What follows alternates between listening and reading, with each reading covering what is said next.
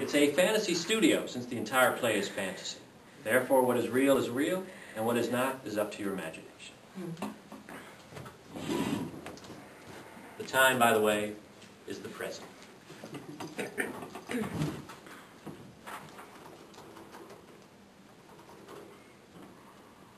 He looked into her eyes and said, "I love you." She smiled and said in almost a whisper, "Love you too." She said, barely audible. She said with a quiet smile. She said,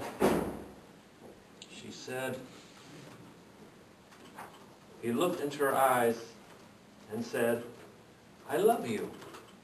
She smiled and said, "I don't like it." Let's see. A gentle breeze blew through her hair. They stood next to each other, barely touching. So many words unsaid. So many feelings not expressed. Now or never, he thought to himself. He looked into her eyes and said, "Something's not working." What? What?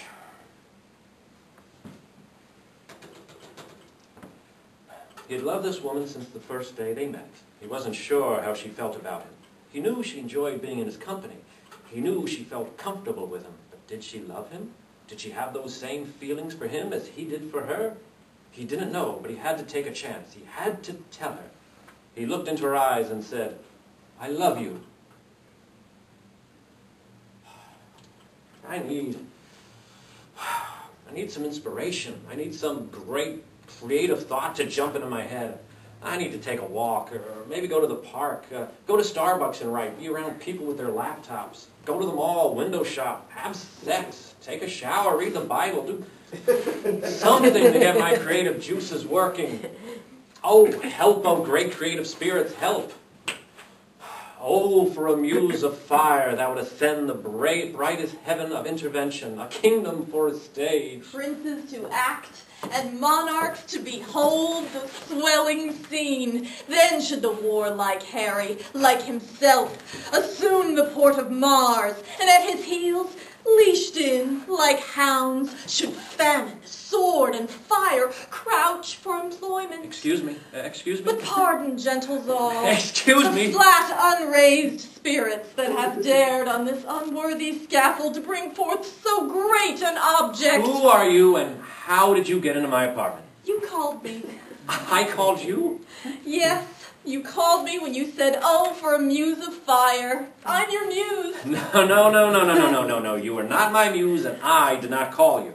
What I want to know is how you got into my apartment. Well, I just appeared. That's how I get anywhere, or go anywhere. Well, now you can just go somewhere else. I don't want you here, and I strongly suggest you leave. Oh, I can't leave. Not until I've done what I've been called to do. Look, if you don't leave, if you don't get out of my apartment right now, right this very moment, I'm calling the police. Oh, if you do, you'll be sorry. No, you'll be sorry.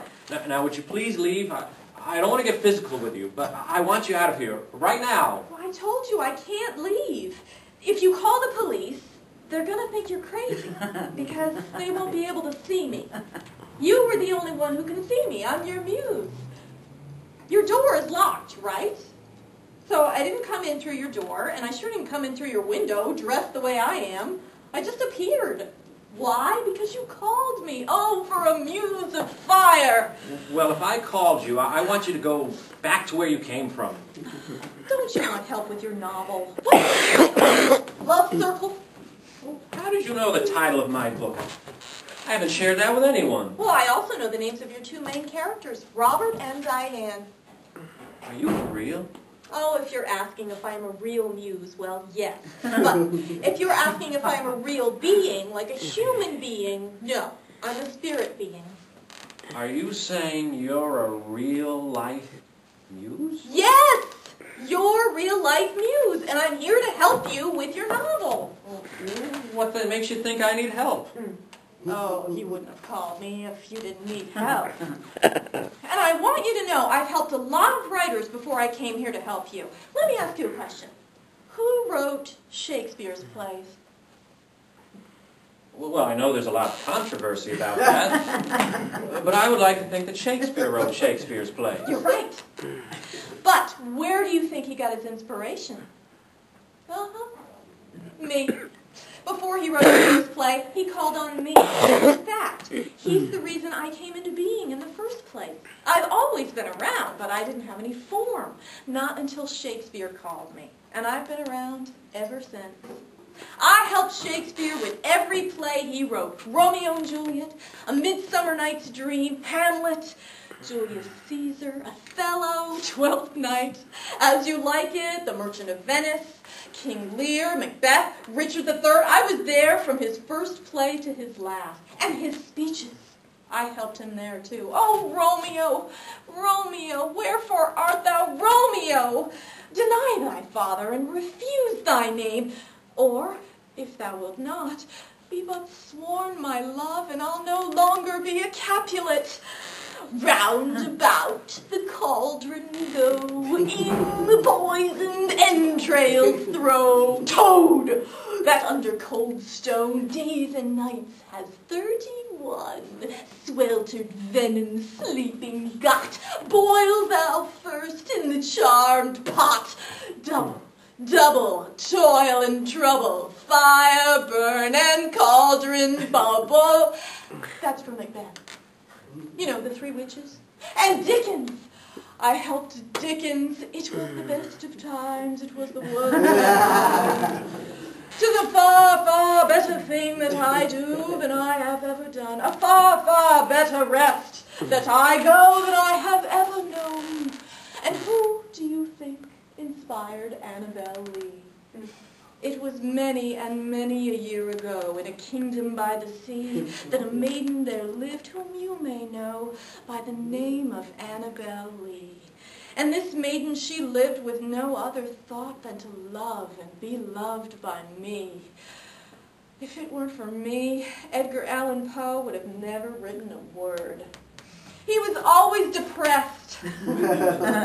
Sometimes he didn't even want to get out of bed. I also inspired D.H. Lawrence to write his Lady Chatterley's Lover. Oh, he was a real problem. He kept taking off his clothes and getting naked and chasing me all around his apartment. I kept telling him I wasn't a human being, I was a spirit being. He wouldn't hear it. He would tell me that after one moment with him, I would want to be human so bad, I would turn one. I tried my best to help Emily Dickinson. I consider her my only failure. I couldn't get her to write anything other than stuff like, I'm nobody. Who are you? Are you nobody too? Then there's a pair of us. Don't tell. They'll banish us, you know. How dreary to be somebody. How public, like a frog, to tell your name the livelong June to an admiring bog. She was my only failure. Oh, my only failure. One of the writers who I enjoyed working with the most was Langston Hughes. We laughed a lot.